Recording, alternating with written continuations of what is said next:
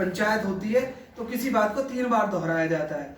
हो सकता है किसी ने एक बार ना सुनी हो, तो बुद्ध भी 3 बार दोहराते थे। फिर हमने दोबारा क्या किया, 3 बार नमन किया, उसको बोलते हैं हम त्रिरतन।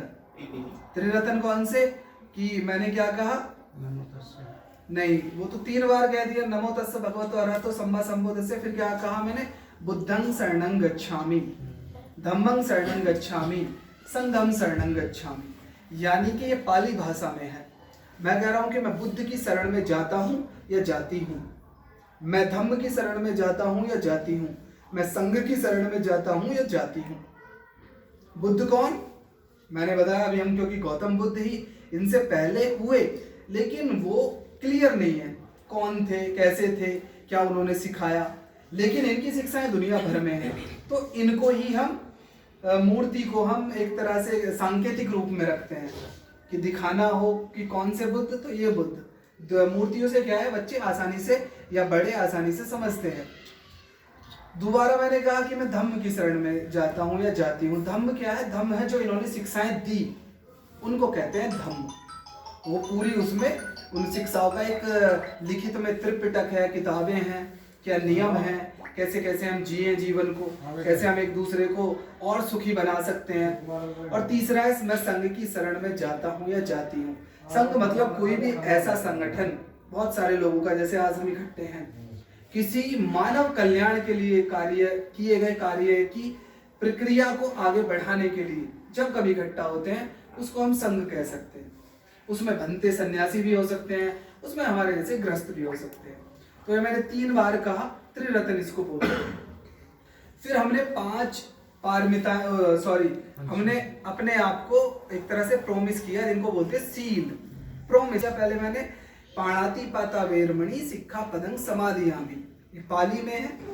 तो इसका मतलब होता है कि मैं किसी भी जीव की, किसी भी मनुष्य की अकारण हिंसा नहीं करूंगा, नहीं करूंगी, यानी कि मैं किसी को हानि नहीं पहुंचाऊंगा बिना किसी कारण के। दूसरा मैंने कहा आदिन्य दाना वेरमणि सिक्खा पदं समाधियामि, अर्थात मैं किसी भी वस्तु को जब तक मुझे न दी जाए, मैं न तो लूंगा न लूंगी और न ही चोरी करूंगा या चोरी करूंगी। तीसरा हमने प्रॉमिस किया, ये हम अपने आप से कर रहे हैं, बुद्ध से नहीं कर रहे, उनके तो सामने हम बस बैठे हैं, क्योंकि उनके सामने बैठने से क्या है, थोड़ा सा एक पॉजिटिव एनर्जी ये मिलती है कि क्योंकि उन्होंने कहा।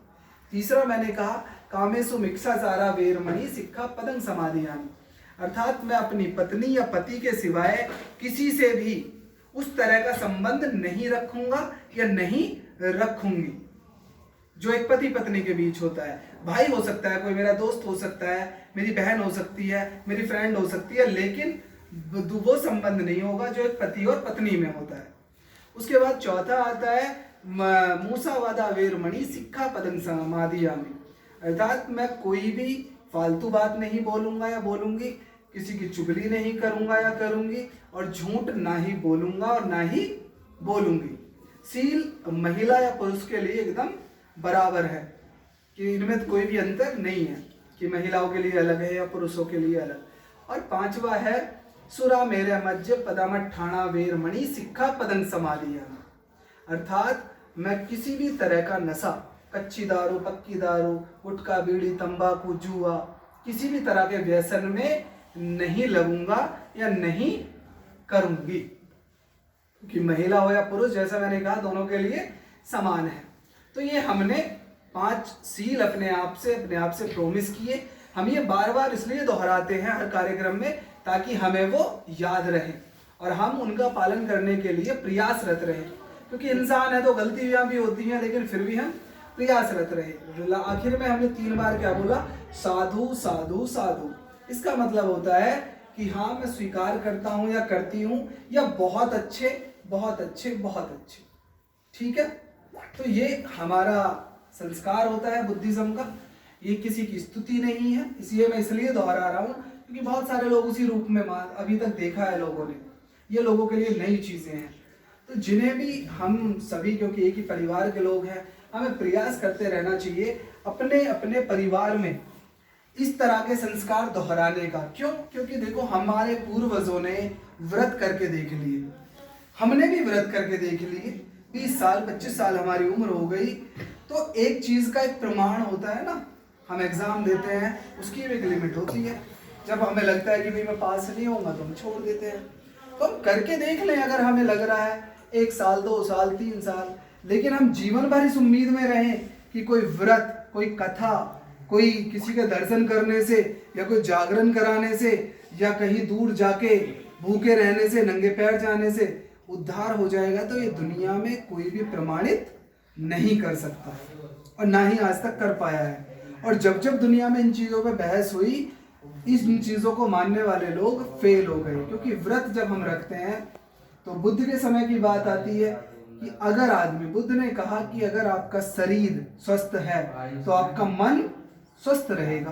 कि बीमार आदमी हो जाता है तो चिड़चिड़ा हो जाता है, और मन अगर स्वस्थ है तो शरीर भी स्वस्थ रहेगा। अब अगर मैं भूखा रहूं तो भूखा होने से मेरे शरीर को ही तो हिरास होगा, तो ऐसा नहीं है कि कोई और उससे खुश हो जाएगा, इसका कोई प्रमाण आज तक नहीं है। आप करके देखें, और जिसके लिए कर रहे हैं उससे कहें कि तेरे लिए बस 3 ही साल रखूंगी व्रत, है ना, 2 ही रखूंगी, अगर कुछ है चमत्कार तो दे देना, ज्यादा ट्राई नहीं करूंगी या नहीं करूंगा, ठीक है, कोई बात नहीं, कोई बात नहीं, चल। तो इस तरीके से हमें ये सारी चीजों का ध्यान रखना है। हमें सभी को एक दूसरे से प्यार से रहना है, अपने परिवार में, अपने मोहल्ले में, अपने पड़ोस में दूसरों की मदद करनी है, जितनी भी जो भी हम कर सकते हैं, एक दूसरे को प्यार से रहते हुए। और हमें अपने इन महापुरुषों की, जो हमारे महामानव हैं, इनकी शिक्षाओं का प्रचार प्रसार करने का प्रयास करना है। क्यों करना है? क्योंकि इनकी ही बदौलत, जो मैं अभी प्रमाण की बात कर रहा था, बहुत सारे लोग कहते हैं कि प्रमाण, लेकिन प्रमाण हमें क्यों मांगना चाहिए, जरूरी है क्योंकि इनका प्रमाण है कि इन्होंने हमें दुनिया में सम्मान दिलाया। क्या प्रमाण है? भारतीय संविधान। अगर बाबा साहब डॉक्टर अंबेडकर भारतीय संविधान नहीं लिखते तो क्या आज हम यहाँ बैठे होते? और जिनको गलती है ऐसा, तो वो आज भी उदाहरण से देखें कि जब कभी हमारे या हमारे पड़ोसी के साथ, चाहे वो कितना ही पूजा पाठ करता है, व्रत रख रहा है, जागरण कर रहा है, सब कर रहा है, लेकिन जैसे ही उसकी किसी के साथ मार पिटाई होती है तो कहाँ जाता है रिपोर्ट लिखाने? Police station. कभी मंदिर क्यों नहीं जाता? चढ़ावा तो वहां चढ़ाता है वो, तो वहां भी तो जाके शिकायत कर सकता है। बल्लम, तलवार और पता नहीं हथियार तो उनके पास भी है कि जाओ मेरा बदला ले लो, मैंने तुम्हारे लिए चढ़ावा चढ़ाया था। अगर हमारे साथ कोई नौकरी नहीं देता, हमें हमारे साथ कोई गलत व्यवहार करता है, हम चाहे महिला है पुरुष हैं, तो हम कहाँ जाते हैं? कानून के पास, कोर्ट के पास, कचहरी में। और ये सब कहाँ लिखा हुआ है? ये सब लिखा है भारतीय संविधान में। ये किसने लिखा? बाबा साहब डॉक्टर अंबेडकर ने। तो हमें किसने दिया? इसका लिखित में प्रमाण है और वो तुरंत कार्य करता है। अभी आपको कोई तू बोले और सीधे 100 नंबर पे फोन मिलाओ, या 112 कितना है यहाँ पे? 112 हो गया ना?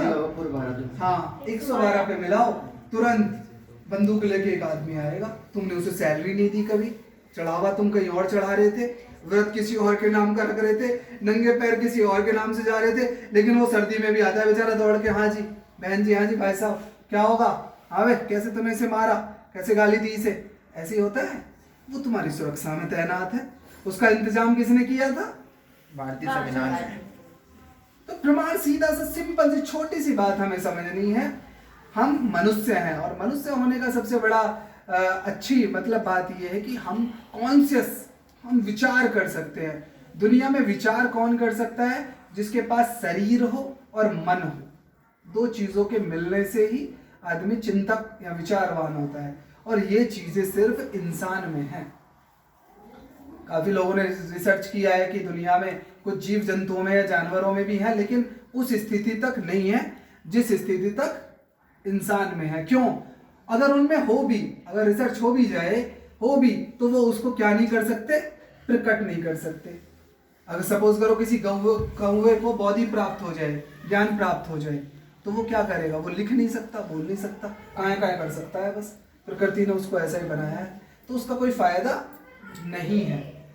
इंसान को अगर कुछ चीज चिंतन मनन से, ध्यान से, सोच के अगर बात समझ में आती है, तो वो उसका प्रचार प्रसार भी कर सकता है मानव हित में, और वो हर व्यक्ति को करना चाहिए, चाहे महिला है या पुरुष।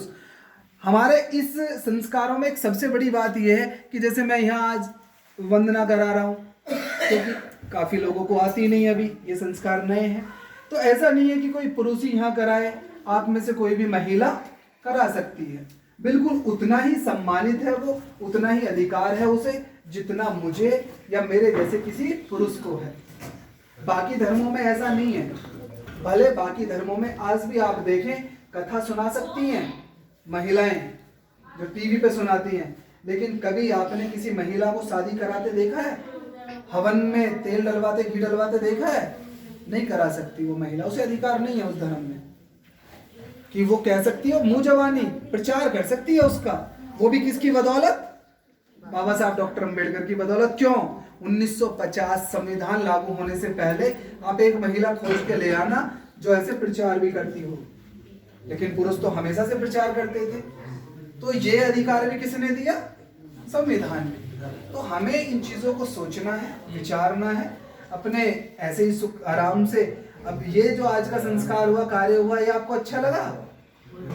ना किसी तरह का कोई पूजा पाठ, ना ही आपको खाने का इंतजार करना पड़ा, ना भूखा रहना पड़ा। हमारे उसका कहाँ गया वो डुग्गू बर्थडे बॉय, उसका जन्मदिन भी मन गया, और हम लोगों में एक प्यार मोहब्बत बढ़ी, क्योंकि हम आज बैठे एक साथ, हमने एक साथ खाया, एक साथ बातें की। ठीक है, तो अब हम केक भी खाएंगे। अच्छा अच्छा, साधु साधु साधु। तो मैं हम लोगों को लोग तो आपके मुंह पे मार दो। इधर ही काटेंगे। करते कंगे अच्छा वीडियो बन रही है, रुको इधर से। ये वाले से तो वैसे ही परेशान है, अपने वाले ले आओ। हाँ चक्कू ले आओ।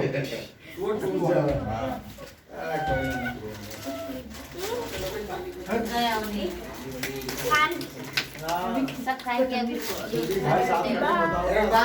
एक बार और जय जय जय जय जय भीम। जय भीम जय भीम। काटो काटो, ये बता दे ताकि बच्चों को दिक्कत ना आए। Happy birthday to you, happy birthday to you, happy birthday dear Karthik, happy birthday to you. किसी को नहीं मुक्ता भाई नहीं लगाएगा भैया, पहले से बता रहे हैं खाने की चीज है। हाँ ओ बंदे साल बच गए। एक मिनट भैया बता दो पहले, जिसको भी केक खिलाना है कार्तिक को इस प्लेट में से लेके भाभी कंधे पे हाथ रखिए कार्तिक के। खिला दिया मैंने, दोबारा खा रहा है। नहीं खाएंगे। भैया हमारी 8 तारीख को एनिवर्सरी करने का हम नहीं बढ़ती है, बच्चे का भी हिम्मत बढ़ती है। वो जो है लोग जुड़े हैं। आप क्या बुढ़लियों में जाओ कार्तिक काय बीच में आ रहे हैं भाई? ये कह रहे हैं हैप्पी एनिवर्सरी।